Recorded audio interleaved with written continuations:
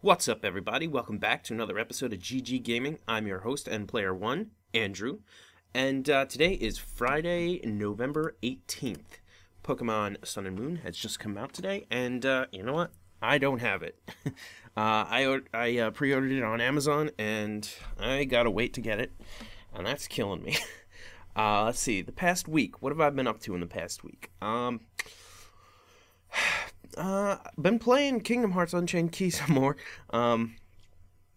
It's addicting, but I'm trying to finish the story at least. Still doing the whole thing with that character Ephemer, however it's pronounced, and seeing what's going on with that. I'm looking forward to Kingdom Hearts 2. Is it 2.8 or 2.9? I believe it's 2.8. Definitely pre-ordered that. I'm looking forward to seeing what's going on with the foretellers. Interesting that there's the sixth character that there's 5 foretellers. They were under, each of them trained under someone called the Master of Masters, and there was a sixth one who had disappeared with the Master. I think I'm not too sure on its the complete story about it, but apparently the character's name, and I'm not quite sure about the pronunciation. It's spelled Luxu, so I think in Japanese it's pronounced Rushu or Rashu, and I'm thinking it's going to be Lushu or Lushu in English, and I'm wondering if there's some sort of connection with the nobody Marluxia that we had in Chain of Memories, because Marluxia was rebellious. He was trying to rebel against Xemnas and had his own followers within Organization 13. And I'm wondering if he's the nobody or somehow connected to this character named Lushu. And I don't know their exact goals because I haven't finished the game yet. And regardless, backstory that's coming out in the 2.8 collection should cover those events. But I'm really wondering what's going on there. It sounds like they're trying to set up story for a potential or eventual second arc after the Seeker of Darkness. Now, obviously I just went right into the games, but yeah, I'm going solo today again. I did have somebody interested in helping out as a co-host, and I haven't spoken to him yet. I had met with him online, and by met I mean we were just emailing back and forth, but somebody was interested in co-hosting, and I'm going to chat with him and see how things go. I do kind of like the solo, but I do like also having co-host. Could wind up doing a back and forth thing, could wind up having a permanent co-host, who knows. So just taking things one step at a time. There's a lot of games that I missed out on mentioning last week because it didn't all come to me at once, obviously. And one of those games I've been playing since episode 10 of the podcast was Hyrule Warriors Legends on the 3DS. Now, that game, a lot of people say the Wii U they like the Wii U version as the standard. But honestly, I'm having a lot of fun with the 3DS version. And I say am having because I'm still playing it. And I have no idea how many hours I have on that game. But the fact that I could take it around with me makes it all the more enjoyable. Which makes me wonder if when the Nintendo Switch comes out, they're going to make another one with even more DLC. But the 3DS one added more story content with Wind Waker and what else? And Linkle. I don't remember if Wind Waker was in the Wii version as DLC, but definitely Linkle is new. And everything they added was just made it the best version, in my opinion, to play. It's just a shame that it had the 3DS graphics instead of the Wii U graphics. But I'm having a lot of fun trying to unlock everything. Trying to unlock at least all the weapons and outfits. And I have all the DLC, so I have everything purchased, and still working on unlocking all the other things, the gold Skulltulas. I have no idea if I'm gonna get all the heart containers because I don't even know if I have the patience for it. Some of the missions are ridiculously difficult to get them, but I figure by the time I go through all the maps, getting all the weapons and outfits, I should be strong enough to go back and get the majority of the heart containers. Some of the characters I just really don't like to play as, and then I feel bad saying that because sometimes I play them, I'm like, all right, they're okay. I usually wind up abusing a certain combo the entire time. Like, for some reason, I just cannot get into using Agatha. She's just, to me, she's not that fun. Or maybe I just don't like the way she plays. My go-to guy is Link, and I just use the Master Sword and use the two weak attacks and one strong attack at full health, and he just throws out this horizontal beam of energy at just everyone, and I just constantly keep using that. That's the best way to go, in my opinion, to go through just, first time getting your A's and stuff. But it's really addicting, and now that Pokemon Sun and Moon is pretty much just around the corner for me, I am probably going to be switching to playing that. And one thing interesting I heard was that there's no national dex in Sun and Moon. That it's just, I guess you just have the Alola dex. And I'm wondering if when January comes around and Pokebank is up and running, compatible with Sun and Moon, if it's going to also unlock the national dex in the game. Really curious about that.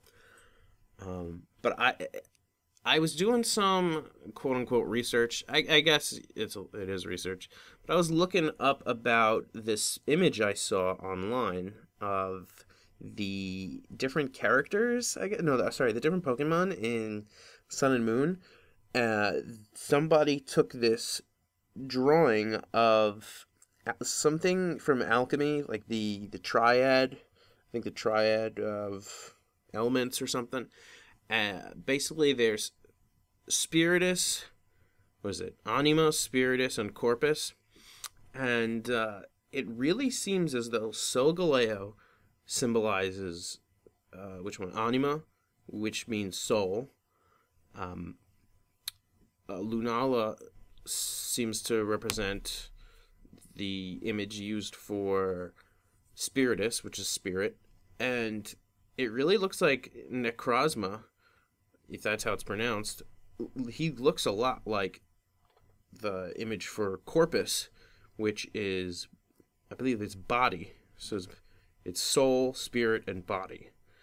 And then there are 7 circles inside of it, inside this this triangle, not triangle shape, but the way they're lined up. Anima, Spiritus, and Corpus in some kind of triangle position, and inside of it is a circle with 7 circles going around it, and there are 7 Ultra Beasts. So people are wondering, some people were wondering if those Ultra Beasts, or those 7, they are the 7, it's for, what was it, the formula? It's some kind of alchemic formula for emerald, like the if it's creating emerald, or I'm not too familiar with it, but there are 7 points or 7 steps. I think they're called the 7 observations of the emerald formula. I think that's what it was, and they seem to represent each stage or each observation. There was like fermentation, coagulation, distillation. I don't remember all of them. I don't remember what order it was, but I just thought it was really neat. And something about Necrozma I thought was cool is he's got these. Well, first of all, he looks like, and I don't know how much I spoke about this last week, but now that the game is out, I'm not really gonna limit myself to speaking about certain things. But Necrozma looks like it is the head of a dragon. Like, its body looks like somebody took a dragon made of Legos and built it wrong. And it looks like it's got like these 2 giant crystals on its arms. And I'm wondering if it can somehow store the power of Solgaleo and Lunala. If it truly represents body, I'm wondering if this quote-unquote body can store both spirit and soul inside of it. So like one arm crystal would store Solgaleo, and the other one would store Lunala, and perhaps using that it can achieve its perfect form. With the inevitable, I like to think inevitable remake of Diamond and Pearl coming out, I'm wondering if this other dimension that the Ultra Beasts are from is going to wind up being the distortion world that Giratina was banished to. And I'm wondering if Christian mythology is gonna get thrown into this, because there's, I don't know if it's theory or just symbolism in general, because it's been confirmed that Arceus banished Giratina for being rebellious. So that kind of goes hand in hand with God banishing, I don't know if it was Lucifer, like the specifics of it, I don't remember if it was considered Lucifer, Beelzebub, there's so many names for the devil. They all get confused in mythology, because I think there's like 7 different demons, and Beelzebub and Lucifer are different. I don't know the specifics of the demonology, but I know that in the Christian or Catholic fate or history or whatever you want to call it, God had banished the devil to hell for rebelling against him. So there's this common theory that Giratina represents the devil. Arceus obviously is God. So I was wondering if they're going to kind of connect this new story of Sun and Moon to Gen 4's Diamond and Pearl and Platinum, and perhaps have an extra scenario after the common story of the remake of Diamond and Pearl. If perhaps maybe Giratina created Necrozma long ago, or somehow connected to it as some sort of Antichrist figure who's incomplete because it needs the power of soul and spirit.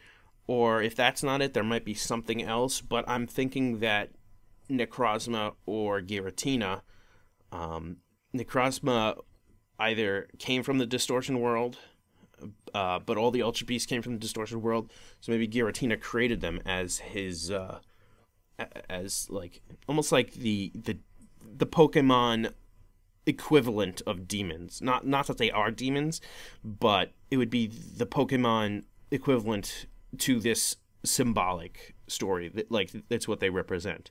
I'm wondering if the Ultra Beasts are sort of Giratina's, created by Giratina as his minions. And I know there are multiples of certain ones, so maybe they inhabit the distortion world, and that's where they came from. And perhaps characters from Sun and Moon might make an appearance in the Diamond and Pearl remakes, like post-story, kind of like how Zinnia appeared. Not that she was in anything else, but she appeared in the Delta episode of Omega Ruby and Alpha Sapphire. So, very curious if they're going to do something with that, because I know X and Y introduced the life energy, or the whole thing with Azoth and this ancient weapon, and it didn't really conclude. It doesn't feel like they concluded us the story. It seems like they were building up to something, and then Omega Ruby and Alpha Sapphire didn't conclude it. Instead, it felt like it kept up the momentum. And they never actually, it doesn't feel like they concluded that story. Like, there's still a lot of mysteries behind it. And I'm wondering if Sun and Moon is going to do the same thing, where it's going to introduce all this new stuff, like the Ultra Beasts and whatnot. I don't know, I haven't played the story yet. And I'm wondering if the inevitable Diamond and Pearl remake are going to continue the momentum of said story and connect it to things in Diamond and Pearl. Again, just like how they did with Omega Ruby and Alpha Sapphire, kind of continuing that momentum. And the further we get in the games, like generations and more games coming out, it seems like they keep bringing back old stuff to relate to. And we know that Sun and Moon, or I shouldn't say Sun and Moon because we don't know that. That's unconfirmed. But it seems like they are going to be having some kind of new Pokemon game on the Nintendo Switch. So it's possible that they could do newer story content. Who knows? Who knows? But I just found it all fascinating, and I see people talking about stuff online, like the thing that Necrozma looked like the head of a dragon, and after I saw that, when I saw that, I had recorded the previous podcast episode before, like the day before, and I was like, oh wait, I noticed that. So of course I'm not the only one who noticed that. But I just thought that was pretty cool. So I talked about Zelda. I talked about I talked about Kingdom Hearts. I talked about Zelda. I talked about Pokemon. Obviously, like I mentioned before, I jumped ahead into talking about games. But a couple of other things I did this week. I still doing some artwork on this comic for this game. It's a 2-page promo. I got the go-ahead that I could talk about these games a bit. So the one we're working on, the 2-page promo comic, is supposed to be... There's supposed to be a parody of Nintendo Power, or just those old magazines in general.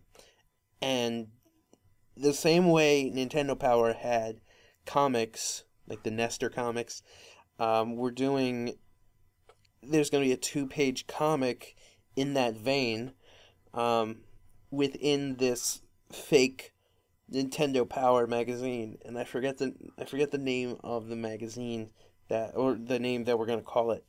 I think it's going to be some kind of fusion between Game Pro and Nintendo Power. I think it was like Pro Power or Game Power. I don't remember what. I'm not the one writing the magazine or the fake magazine. I'm working on the comic. It's a 2-page comic, and the game itself is called Baby Eater, and it is in a very arcade style game. It's supposed to be very reminiscent of the 80s, I believe, like the arcade games. And the way it plays is now I haven't actually watched it in play. It's still being worked on, but I have the gist of it. The game takes place in a nightmare, so that's sort of the excuse for things not making complete sense. You're this character who, from what I understand, is, I don't know if she's a vampire or half vampire, because the characters in the game are based on a story concept by the creator, Kevin Connor, of Ninja Nizumi Productions, and he's the one programming the game. The character, and I don't know how to pronounce it, but I'm going to say Procuni. She's a princess of this kingdom or city. It's a city called Emor, which is, interestingly enough, Rome spelled backwards, which is cool. So she's trying to, for some reason, babies are falling from the sky, and you have to go around with this magic basket to catch them. And there are obstacles, like enemies, or I don't know what other obstacles. Again, I don't know everything about the game. It's kind of what I was told about. You catch the babies. Apparently, it's supposed to be really difficult, and there are some YouTubers or Twitch streamers or both who are planning on playing it when it's finished, and I believe it was shown off at a convention recently. But the comic I'm doing serves as a tie-in or like a lead into it, so it kind of covers what's going on. And I think the reason babies are falling is some kind of plan for this demon lady, this vampire lady named Saffron. And again, I don't know too much about the origins of these characters because they're based on a comic or a story that Kevin Connor was creating. But I'm doing a 2-page tie-in that's going to be in this parody magazine that I believe is going to be... I believe you're going to be able to buy it with the game. I don't know the specifics of how it's going to be released. All I know right now is that I'm working on the comic, and all the artwork is done, like the line art. Working on the... Right now I'm putting down the color flats, and I don't know if I'm going to wind up coloring it, or if somebody else is going to color it. I'm not sure about that, but all the text and line art is done, and the logo is done. What needs to be put in now is the colors, and then it's done. And I don't know if the game is going to be released in potentially a month. I have no idea about the game's release date. There's some other games for a while I remember speaking about a while back called David McDurran, or The Amazing David McDurran. That I believe that's on hiatus only because we wanted to get something quicker out, because that was taking a long time. And so we switched to this arcade style game to get something quick out. And there's also a couple of other games, and I don't remember the names of them, but everything is a slow process, especially when you don't have any funding whatsoever, and you have to work and then work on this after work. So, but I had fun working on the comic. It was a lot of fun. It was something new. Originally, I was kind of against doing it because I was like, oh, another project I got to work on, and I sort of warmed up to the idea, and I had a lot of fun doing the 2 pages. On the second page, I drew each stage of the game in a panel, as in, like, and so Percuni traveled to this, she dodged these obstacles, she did this, and then the last of the 6 panels, it's like, oh, and she reached the, not doorstep, but I forget the specific words, like she reached the audience of Saffron.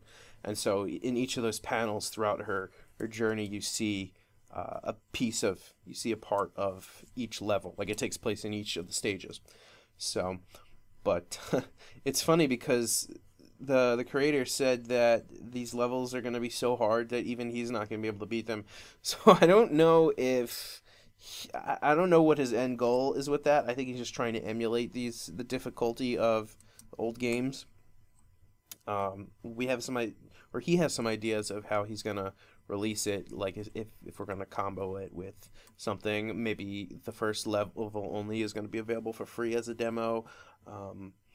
There's a number of ideas floating around, and we're not quite sure, or he's not. I keep saying we, but he's not quite sure how exactly he's gonna release the game. I say we because I'm working on the comic, and it's gonna be included with the game or somehow. I don't know, but I'm trying to be informative when I don't know everything. But so, yeah, this week has been kind of the same as last week in terms of both busy and not busy, on and off.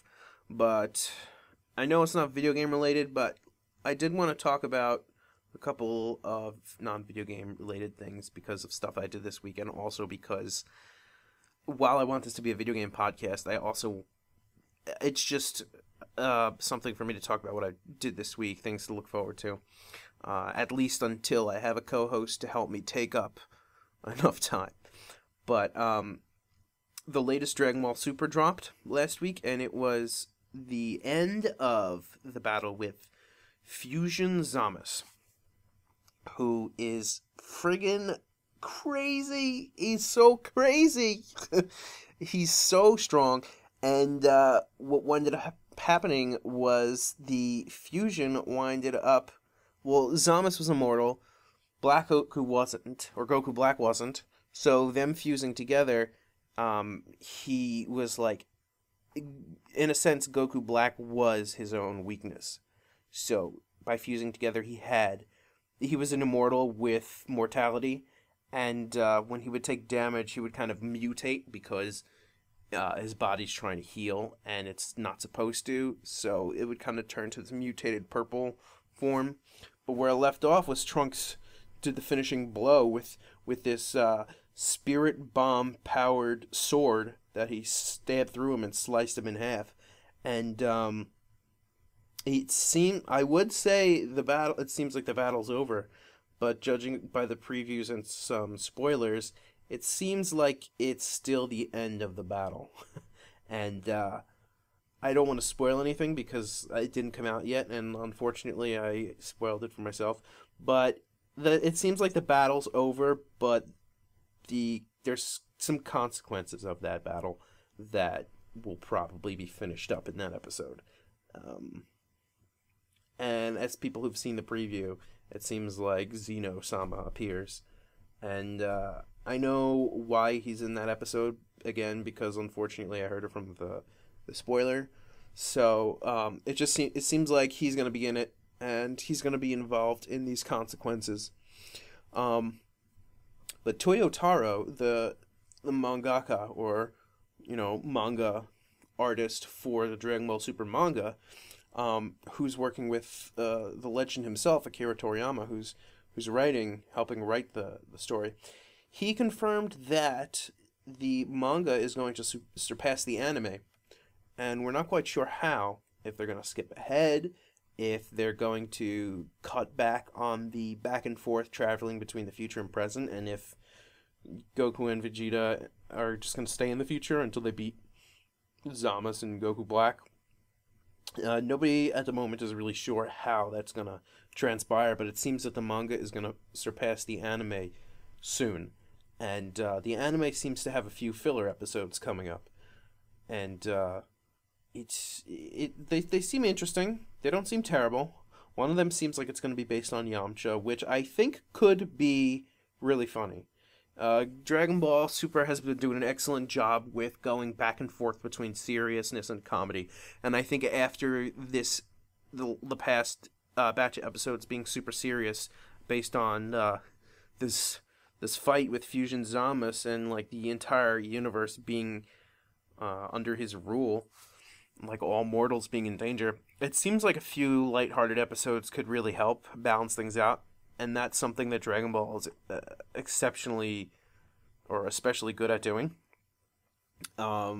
It seems that some lighthearted episodes could really help, and there's an episode coming up that's supposed to center around Yamcha. And I don't know anything about what, just that it's going to center around him. And I'm really curious how that's going to go. Like, what is Yamcha going to be doing? What's he going to do in this? And that's got me thinking, is he the weakest of the Z fighters? I know Krillin might be down there, but he's certainly not the weakest. Krillin, I'm trying to think back I don't think Yamcha's ever really won a battle, and Krillin has fought Goku in the World Martial Arts Tournament in Dragon Ball. Yamcha went up against Tien at the time and lost. So Yamcha and Krillin haven't fought each other in a long time. I can't recall if they've ever actually fought each other. Krillin fought Jackie Chan, quote unquote, Jackie Chan, Master Roshi. Yamcha, did he? I don't even remember, honestly. But basically, there's a couple episodes coming up that are filler, and there's one with like Goku versus Arale-chan, and for those of you who don't know, Arale is from Dr. Slump, which is a manga series before Dragon Ball that Akira Toriyama made. And Arale and the setting and cast of Dr. Slump made some filler / cameo appearances in Dragon Ball when Goku appeared on that island. I think he was searching for the Dragon Balls at the time, and he met Arale. I don't know if... I hope that they flash back to that and treat that as canon, because that was pretty funny. Or if not canon, since this is going to be filler, it really doesn't matter. I would really like for them to refer to that as having happened. And the other episode coming out, I don't want to talk about because I think it leads into the next arc, and I don't know if it is something that people want to hear. But before, the Yamcha one and the Arale one seem to be the comical fillers coming up. I'm excited to see some comedy episodes, and then the one coming out that doesn't seem to be filler is going to be airing the week before Christmas. So the week of Christmas, we can probably safely expect to have no new episode. Yeah, that's Dragon Ball Super. It's going pretty good. Naruto Shippuden seems to be on a break until the beginning of December. The next episode they're going to be airing is the start of the Sasuke Shinden, which was, I believe it's canon or semi-canon, but after the manga ended, Japan was doing some novels that took place during events after the manga and before and after the last Naruto the movie. But it seems like they're skipping around a lot with the chronology, because in the books the Sasuke one was last, and in the anime it seems like they're doing the Sasuke one first. So I'm really curious as to how they're approaching these novels, if they're really going to adapt them all. I really don't know what they're going to do about that, and I really hope they do them all and make it work. Because when Sasuke left the Hidden Leaf, there was supposed to be some novels taking place before that. And the Naruto anime seems to jump around the timeline a lot. So I can see them just completely ignoring the timeline and then telling a story about before Kakashi became Hokage and Sasuke still imprisoned. But one of the stories, I think there's 2 or 3 before Sasuke actually leaves the Hidden Leaf. One is how Kakashi became the 6th Hokage. And obviously when Sasuke leaves the Hidden Leaf, Kakashi's already the Hokage. Then I think the one after that is Shikamaru, which they seem to... I believe that's going to be the 2nd or 3rd one they're animating after the Sasuke one. So again, I'm like, are they just completely skipping the Kakashi one? Like, I don't know what they're doing. But then the one after that, I think they... which one was it? I think it's going to be Sakura, which takes place after Naruto the last movie, because it's about them getting, or maybe not the Sakura one, maybe it's the Hidden Leaf one, but it's basically about them prepping to get either gifts for or setting up for the wedding between Naruto and Hinata. And I was actually really hoping that they were going to animate the last Naruto the movie, if anything, so that it can be officially, I mean, we already know it's canon, but if so that it can be officially included as part of the anime episodes. If anything, I wouldn't have minded them cutting the movie up into 2 or 3 episodes, in a similar vein to the Family Guy movie that they cut up into like the 3-episode season finale of one of the Family Guy seasons. I think that would have been a really good idea. They could have... I know they wanted to tell the complete manga story before jumping into filler, or I shouldn't say no, because who knows, but it seems like that's what they wanted to do. So, if I was in charge of the chronology of the anime, I would have finished the story of, or, finished the battle with Sasuke and Naruto, did what they did, maybe or maybe not have had Sasuke leave the Hidden Leaf. Like, I might have kept it before that. if I knew right away I was going to be jumping into the other stories. But I can see why they jumped straight into having Sasuke leave. Because obviously, for people who read the manga, they wanted to finish off the story. But I think that what I would have done was I would have stuck to the chronology of the novels. I would have cut out the part where Sasuke leaves. So Sasuke would still be in prison, like at the end of that episode where he left. Sasuke would have still been in prison. Kakashi would not have become Hokage yet. I would have jumped into, and let me just double check real quick since I'm on the computer, the chronology of the books. I forgot what was it. Naruto Shinden, is that what it was called? Naruto Shinden. It might be Hiden. Naruto Hiden. Shinden, I think, was the Sasuke one.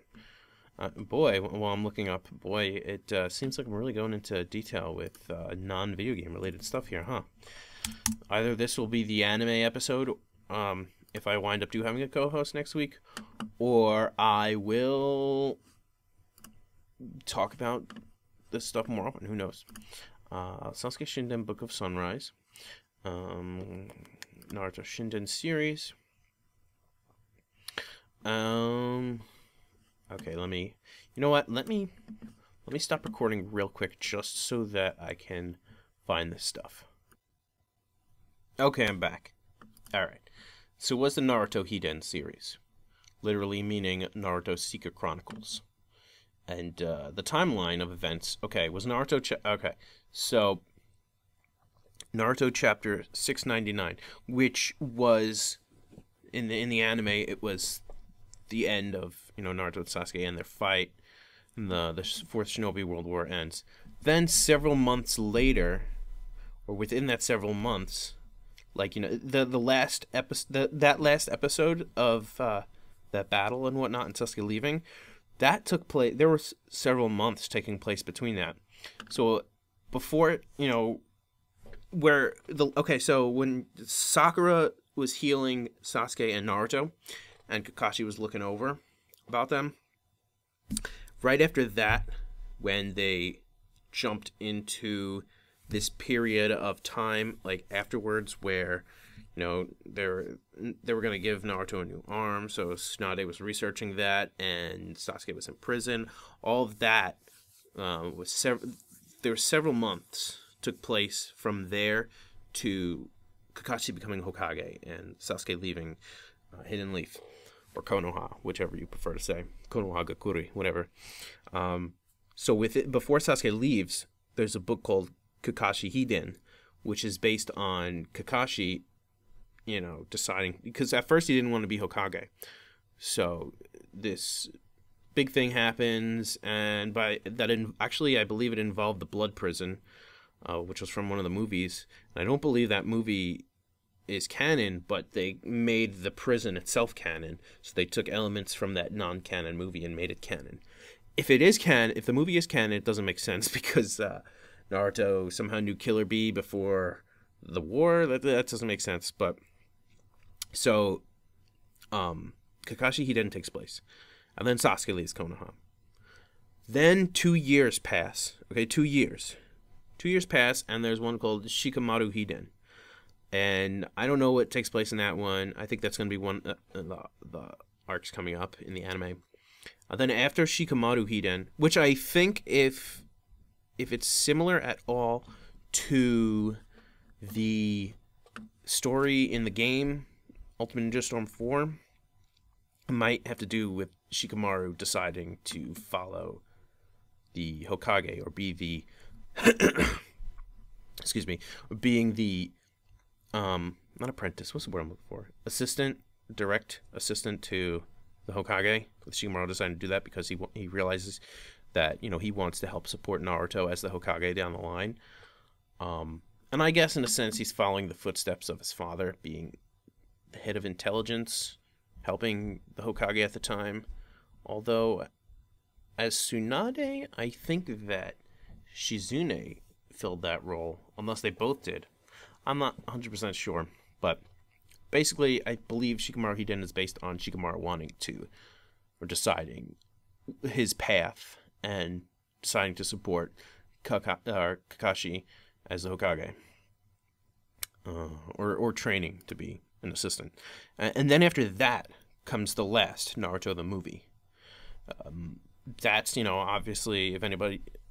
I'm assuming if you're a fan of the anime, you've already seen the last Naruto the movie. What is it? Something happens, the moon is going to crash, and you find out about... what's his name? There was Hagoromo and...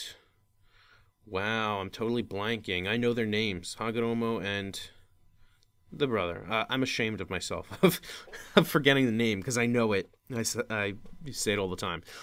But I guess it's just been a while. But the Otsutsuki clan, the other brother of Hagoromo's brother, who had the Byakugan, he left to go on the moon, and his ancestors, we have Toneri Otsutsuki, who wants to end humanity, and so we have Naruto, Sakura, Shikamaru, and Hinata. They find this portal, they go to the moon, and they deal with everything, and by the end of it, Naruto and Hinata fall in love, yada yada. Then after that, several months pass. That's when we have two books, Sakura Hiden and Konoha Hiden. And I don't know what... I guess the full title is Sakura Hiden, Thoughts of Love Riding Upon a Spring Breeze. And Konoha Hiden is The Perfect Day for a Wedding. I don't know exactly what happens in Sakura Hiden, but obviously The Perfect Day for a Wedding sounds like they're prepping for the wedding of Naruto and Hinata. Then several days pass, and Naruto and Hinata get married, which I guess we kind of see glimpses of in the credits of the last Naruto the movie. Then several months pass, and we have Gara Hiden, and I don't know what happens in that. I didn't read these books. I just kind of know of a few of them. And then we have Akatsuki Hiden. And then which one is they don't list Sasuke here, but in this image they have him. It looks like after that, then finally the Sasuke one takes place. The Sasuke Shinden or Sasuke Hiden, whatever, which is the first arc that they're showing in December. So I have no idea why they're going out of order. And then the Naruto chapter 700 takes place, which is the epilogue chapter, which is like the next generation with Boruto. So it's just interesting that they're going out of order with the anime, and I hope they keep the same important chronology, like the important things intact at least. It'd be nice to see them cover everything. One of the interesting things is in the Sasuke novel, he runs into characters with a bloodline or from a clan with a bloodline who actually have a dojutsu, which is the eye techniques. It's not the Sharingan, Byakugan, or Rinnegan. It's something completely different that I'm completely blanking on the name of. But it's very reminiscent of, if anybody remembers, Ranmaru from Part 1 filler with Raiga, who was one of the 7 ninja swordsmen of the Mist. He carried Ranmaru around on his back, and Ranmaru had this bloodline, like these eye techniques. It's very reminiscent of the eyes used in this book. It's called the Keryugan, and they look the same. They seem to have some similar abilities. So I'm kind of hoping they do a throwback and they confirm that Ranmaru in fact had the Keryugan, just so we don't have this unknown eye technique floating around the fan base, because we have quite a few of them. And it seems to be based. It seems that they might have based the one on the novel, in the novel, on the one Ranmaru had, but they never confirmed if it was the same. I don't know if the writer decided to just kind of hint at it or not. But yeah, that's that with my anime talking today. I want to talk about Dragon Ball Super and Naruto Shippuden. I spent a little more time on it than I really wanted to. But whatever. So yeah, the Nintendo Switch is coming out. We don't know too much about it except for some rumors from some sources that seem to have been stating true information in the past while. I don't know when they came out, but it seems like we are getting an updated version of Splatoon, which I still need to play. I have it. I really want to play it. At least the story, which is apparently really quick anyway. I would like to play that. So Splatoon, and I think it's supposed to be launching with some sort of Mario game. I don't know if it's launching with it, but it's going to have a Mario game reminiscent of, apparently they said reminiscent of Mario 64. I don't know what exactly they meant by that, but it's supposed to have a multiplayer. And what other games did they say? Oh, God. The Splatoon, Mario Kart. They're going to be taking Mario Kart from the Wii U. They're going to be adding, I don't know if they're adding characters. Probably they will, because why would they? But we're supposed to be getting new tracks, and that's always fun. But if I had a new Mario Kart, if I wanted new characters, let me think here. Well, in the teaser video for the Switch, they showed King Boo. That seemed pretty cool. I think that they kind of opened the door to other Nintendo properties when they included Link and Animal Crossing Villager. Basically, they're opening the door. I don't think they're going to really go all out with that. I think they were kind of like, I think they kind of just want to keep them as a really small fraction of the overall cast of racers, but which I think would be a good idea, because then it wouldn't be Mario Kart anymore. Then it'd be like Super Smash Kart, which isn't a bad idea. That's a really awesome idea, but then it wouldn't be Mario Kart. But what I really want to see in Mario Kart, that I've been wanting to see, is since they made a big deal out of it in Super Smash Bros. When they had Mario, Sonic, Pac-Man, and Mega Man together. It was like, hey, look at these 4 great video game icons together fighting at last in Smash Bros. I would like to see them in Mario Kart. And Pac-Man actually was in Mario Kart in the arcade versions, because it's either Namco Bandai or Bandai Namco. I always say the wrong one. But they helped develop the arcade version of Mario Kart. So they put in Pac-Man, and I just thought it would be really cool to have Pac-Man in as that, that racer. He had his cart and everything. Him as a racer in Mario Kart, like a future Mario Kart with, I don't know, we don't even need a Pac-Man level. Like, just having him as a character would be awesome. It's like, hey, look, Pac-Man's back again, Look how awesome Nintendo's relations are with other companies. But I would really like to see Sonic and Mega Man as racers. At least Sonic and Pac-Man. And that's something against Mega Man, because I absolutely love Mega Man. But I think it's more iconic to have Sonic and Pac-Man in a Mario game. One, Sonic has always been Mario's unofficial rival, because of the Nintendo and Sega Wars, and 2, because Pac-Man is, number 1, he was in the arcade game, so why not, and 2, because just like Mario, he's a figurehead of, is that even the right word, a figurehead of video games in the past. Like, he helped start video games. He started the arcades. Mario was in the arcades too. So I think it'd be really cool to have Sonic and Pac-Man in Mario Kart. Sonic can use either I'm thinking every racer has the same standard carts in Mario Kart, just like how Link does. But Link also had like the Hylian cycle or something. Like, each racer has their own unique car, it seems. So I think it'd be really cool if Pac-Man had his own unique car, and same for Sonic. But Sonic's unique car, I think, should be reminiscent of his All-Stars Racing transformed car, or his Sonic Drift car. But I think they would go with a more modern one and well-known, which would be the transformed one, so it would probably be that car. And Mega Man, I think if they put him in, he would use the Rush car that he used, the robot dog Rush, him as the car in his racing game that they had on was it Nintendo or Super Nintendo? I don't know what it was on. But basically, Sonic and Mega Man had racers. So I think their cars would be really awesome character-specific cars to have for those characters. And I think it would be an awesome way to kind of promote, not that Smash Bros. Needs any promotion, but it'd be kind of awesome way to promote Smash Bros. And be like, hey, you remember when these 4 duked it out for the first time in Smash? Well, now they're going to duke it out for the first race. And then you have those 4 icons together once again in a race.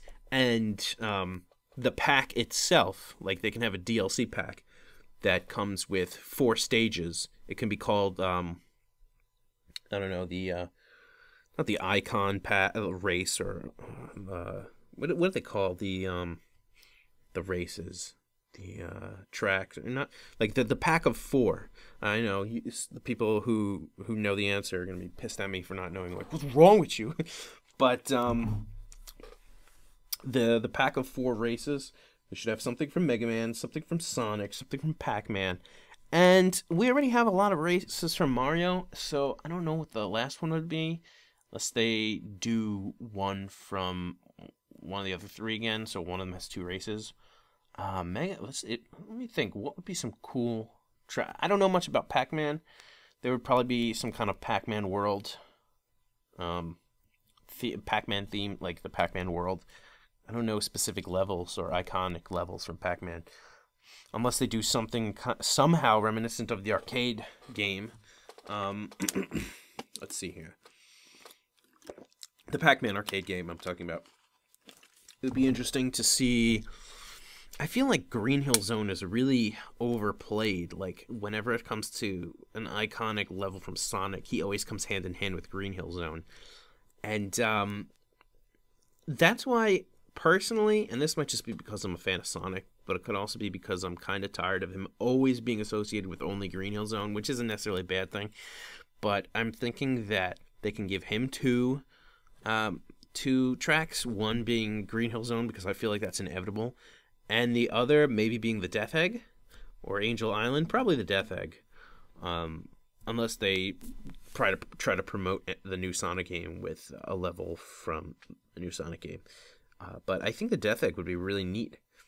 It would be awesome if we could somehow travel from zone to zone, like with warp rings throughout the track. So where exactly you are on the track completely changes each time.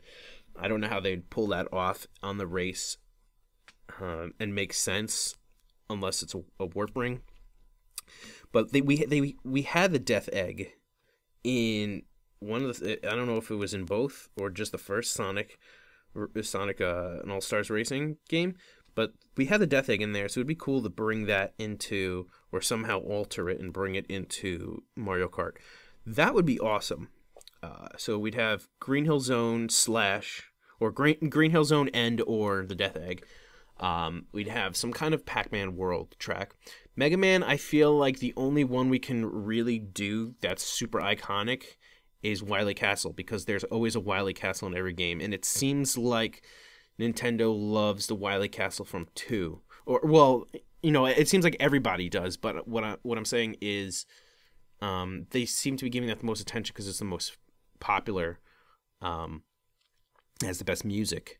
So they could throw in Wily Castle from Mega Man 2, just like they did in Smash, except it'd be really neat to see all the bosses or the different parts of the castle thrown in as obstacles on the track, like as you progress through the castle in the game, the track can change to represent each part of the castle. Like the beginning of the track could be reminiscent of the outside of the castle. Then you go into the castle. The different stages of the castle are the different parts of the track as you progress, and all the way to the end, you fall into a pit, and obviously you're not fighting because you're not really interacting with the characters on the track, but you can see in the background or like floating around the track the hologram of the alien that looks like the last boss in Mega Man 2. And I'm not going to, for anybody who didn't play Mega Man 2, I don't want to spoil it, but basically there's, this quote-unquote alien, that's the last boss that you can only damage with bubble lead. So it'd be really awesome if the very end of that track has you, has all the carts falling into a pit, whether it's something reminiscent of a cannon or some kind of just falling, Or since gravity and driving on walls seems to be a thing in Mario Kart 8, you can kind of somehow drive on the wall down into the pit, and then you could kind of go through and you see the acid dripping from the ceiling, and then you go into the what's it called? You go into the room where you fight the alien, so you see like the stars and everything, very similar to Rainbow Road as you're driving through it, except there's this alien creature like floating around the track. And when you get to the end, like right before you hit the finish line and re-loop through it, you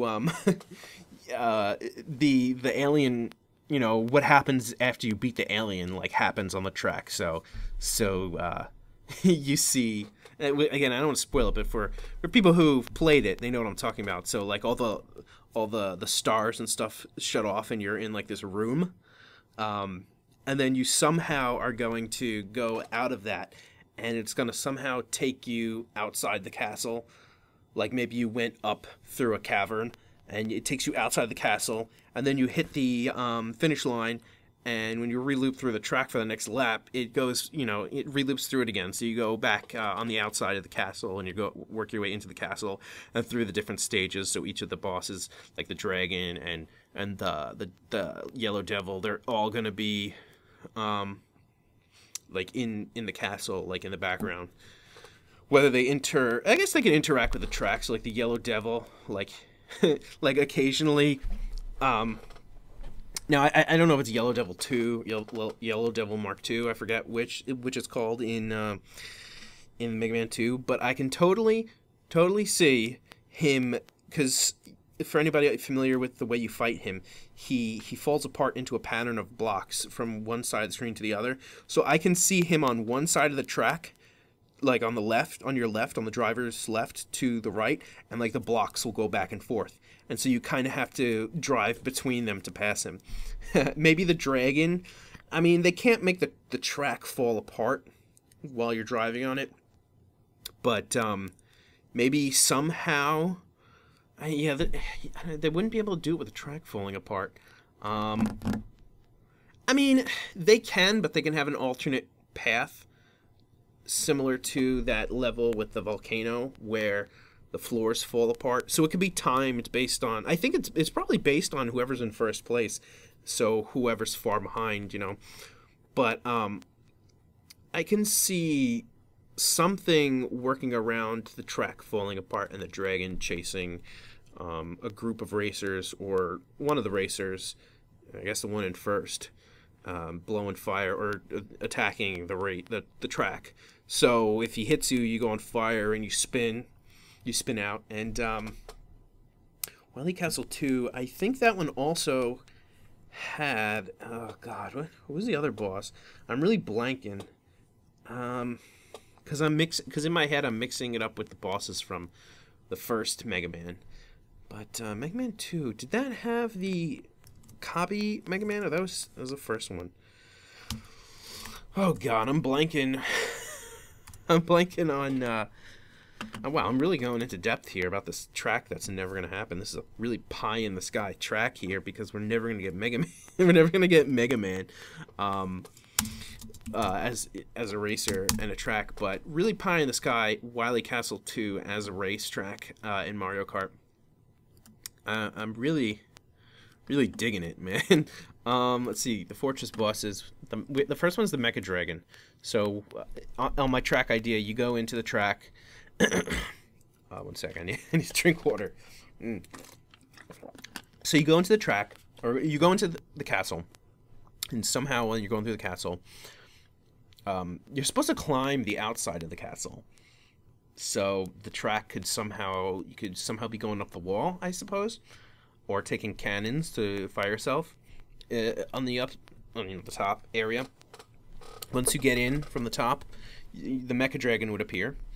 You go through the level some more, and then the next fortress boss that would appear is Pico Pico Kun, which I suppose when you fight him, the different excuse me, the different part. I think that's the one where the different parts of the boss chamber break apart and attack you. So I can see again something with the track coming apart, or just it could be an aesthetic. You might not have to interact with this boss at all. Maybe the walls around the track could fly around. Maybe you can get hit by it, but the actual track itself won't fall apart. Then when you pass that level and that level themed area of the track, and you pass Pico Pico Kun, then you go through the third area of the fortress, and the guts tank is going to be in there. And then, and you go on and on through the different fortress bosses, as I said, till you get to the end where you go down into a cavern. And then you're like in this space area. And then it winds up deactivating, and then you come out of the cave. You know, basically go through the entire Wily Castle. I think that'd be so freaking awesome. But I mean, I guess another idea would, in order to still include Green Hill Zone while traveling other zones, would to actually include the entire island itself. So maybe the racetrack for Sonic would be called South Island. So you start in Green Hill, but then you would go to Marble Zone, Labyrinth Zone, Spring Yard Zone, Twilight Zone. Sorry, not Twilight Zone. I always say Twilight Zone. Starlight Zone, Scrap Rain Zone, and maybe even that final piece of Scrapyard Zone that's reminiscent of the Labyrinth Zone, and then the final zone. Again, maybe Eggman will just be in there in the background, like the other bosses in the Mega Man one. I'm sure you could come up with something really neat with Pac-Man, but again, I don't know too much about Pac-Man, so there's probably different areas of the Pac-Man world you can go through. But I really like that idea. I think South Island, even West Side Island or Angel Island for Sonic, but I think South Island might be the most iconic to somehow travel through the different zones of South Island. And for Mega Man, so I guess the track names would be South Island, Wily Castle 2. I have no idea for Pac-Man. Maybe Pac-Man World, and I don't know what the fourth one would be. I have no idea. In my dream scenario, it would be the Death Egg, but really, I guess, I don't know, but I would really love to see Sonic, Mega Man, and Pac-Man as racers in Mario Kart. And back to reality, I think that it would be cool to see Bowser Jr. as a racer, because he's been missing. Why do we have all the Koopalings without Bowser Jr.? I just think that's really weird. And Smash Bros. Brought in Bowser Jr., and he's not in Mario Kart 8. And I don't see anybody, or at least when I listen to podcasts and game discussions, nobody, from what I recall, nobody has mentioned Bowser Jr. as a racer. And I'm the only one sitting there like, where's Bowser Jr.? We have Bowser, we have the Koopalings, but Bowser's actual legitimate son is not a racer in the game. I don't even see him in any of the backgrounds. So it doesn't make sense to not include him as an additional racer in the Switch version of Mario Kart. I can see us getting... Well, I think they showed Boo in that Switch teaser. I could see us getting Petey Piranha, you know, your double dash characters. Basically, I could see us getting everyone that wasn't included. It'd be cool to get. It'd be really awesome to get Diddy Kong and Funky Kong would be cool too, because I don't like when you take out a character you put in a game. Like, why would you take out a character? I mean, you should have a... Doesn't Nintendo own Funky Kong? So, why not just keep using the same racers and add more? I hate when they take out racers. But that'd be cool, having, out of the Nintendo-owned characters, that would be awesome to have, what was I saying? Diddy, Bowser Jr., I guess the different... king villains like King Boo. I don't know if Petey Piranha was a king of piranhas. Probably, knowing Mario. I think, back to our pie in the sky talk, I think a fourth third-party racer with oh my god, I just thought of a not so pie in the sky, but still kind of pie in the sky idea. But before I say it, it'd be cool to have a fourth third-party character with a fourth third-party level, just to go hand-in-hand with that third-party pack. But what I was just thinking was, if Diddy Kong became a racer in said pack, or just in general, he should come with a level based on the Diddy Kong Racing Island. And I don't remember the name of that island, but you can basically race across that island from Diddy Kong Racing. Maybe WizPig will make an appearance and stuff. Oh my god, that'd be so awesome. My pie in the sky for racetracks. A Diddy Kong Racing themed... God, what was the name? I think it was like... I know Timber owned the island. Like, the island was owned by Timber. But Diddy Kong Racing, Timber Island. I don't remember the name of the island in Diddy Kong Racing. I guess it is Timber Island. Timbers Island. Yeah, the game is set in Timbers Island. Yeah, so my pie in the sky Mario Kart racetrack would be Timbers Island, South Island, Wily Castle 2, and I guess some Pac-Man themed one. I don't know much about Pac-Man. I played Pac-Man Ghost Adventures 2 on the GameCube, which was really cool. I don't know how popular that is, but there was if it takes place on an island like that, I could see you going through the different environments, remember, like ice and fire and I guess fighting the different ghosts or they'd appear on the track. But anyway, I got really in depth with that. I got really excited about that. There's still other things I'd like to talk about with the Switch. Maybe next week when I talk about it, maybe I'll have a co-host with me and we could talk about our dreams for the Switch. But I was actually able to record tonight at Friday, so it seems like I'm gonna aim for Friday nights with the potential to be a Saturday or Sunday based on my schedule. But it seems like I'm gonna be aiming to do a Friday night recording every week. So keep the comments coming, which I haven't seen any yet, but I'm gonna say that anyway. Keep the comments coming. You can tweet me at I want to make sure I get I want to make sure I get the exact addresses, because I don't want to. If anybody actually does want to tweet, or should I create my own for the show? Well, if you're listening to this on SoundCloud, or if you're not, I put these on soundcloud.com/DrewMaru. That's DREWMARU. I don't have a pro account, so it's only going to have the latest episodes. Maybe just some select few ones that I want to keep around. Like if a guest was on the show, I might want to keep that one on. On that website, I also have my Spirit Legends podcast, which is the fictional yet semi-canonical, only semi, audio drama based on my comic series Spirit Legends. I have my Twitter is just double checking just to make sure. Twitter.com/DrewMaru_comics. So it's DrewMaru Comics. There's an underscore between the two words. You could tweet me there with any questions or comments you want for the show. You can write a comment straight in the YouTube browser, the YouTube comments for the video if you're listening to this on YouTube. So my name on YouTube is Diamond Death.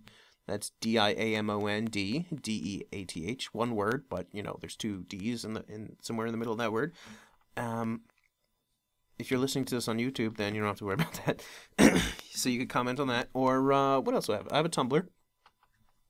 I really don't use it, but I have all my social media accounts kind of linked. So that's drewmaru.tumblr.com.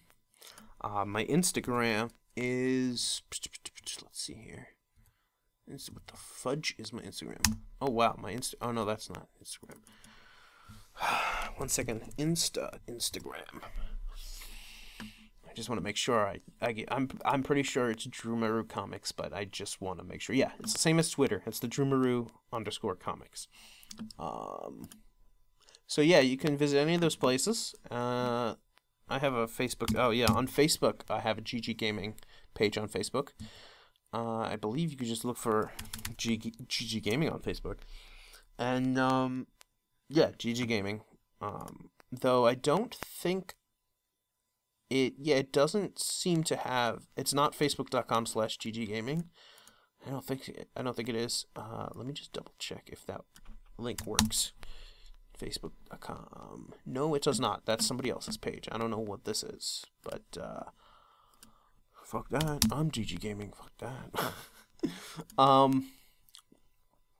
Facebook.com. Yeah, if you go on Facebook and you search, I'm going to do this right now just to make sure that I'm leading you guys in the right direction. Facebook.com. If you type in GG Gaming, yeah, it's a page and it's a podcast. GG Gaming. Yeah, it's listed as, you can go to the page and it's listed as a podcast. I don't know why the other one didn't show up there. I don't know what that other one is, but all right. So GG Gaming is on Facebook. You can tweet me at Twitter at DrewMaru_comics. You can visit my Instagram at drewmaru_comics. My Tumblr at whatever I said it was, drewmaru.tumblr.com. I think those are the specifics for if you want to contact me about GG Gaming. And the ones I'm most likely to check are Twitter, Facebook, YouTube. I don't know, whatever. We'll see. But yeah, rambling on. I just wanted to tell you guys where you could tweet for the show. Yeah, if you tweet me. Your best option is to tweet to Drewmaru Comics on Twitter. That's what I'm gonna say. Do that if you want to ask a question or have a comment. And yeah, that's it. So I will be back next week if all goes well, and I will catch you guys next time. So as always, good gaming and good night.